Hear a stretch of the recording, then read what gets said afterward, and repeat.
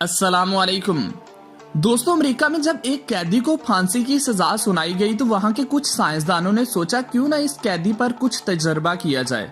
कैदी को बताया गया कि हम तुम्हें फांसी देकर नहीं मारेंगे बल्कि जहरीले कोबरा सांप से डसाकर मारेंगे। इसके सामने बड़ा सा जहरीला कोबरा सांप ले आने के बाद इसकी आंखें बंद करके इसको कुर्सी से बांध दिया गया और इसको सांप से नहीं बल्कि 2 सेफ्टी पिन चुभोई गई। कैदी की कुछ सेकंड बाद ही मौत हो गई। पोस्टमार्टम के बाद पाया गया कि कैदी के जिस्म में सांप के जहर जैसा ही जहर है। अब ये जहर कहां से आया जिसने इस कैदी की जान ले ली? दरअसल वो जहर इसके जिस्म ने ही सदमे में जारी किया था।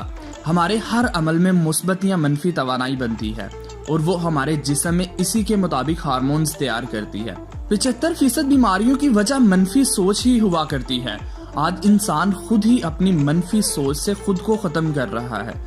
अपनी सोच हमेशा मुस्बत रखें और सदा खुश रहें।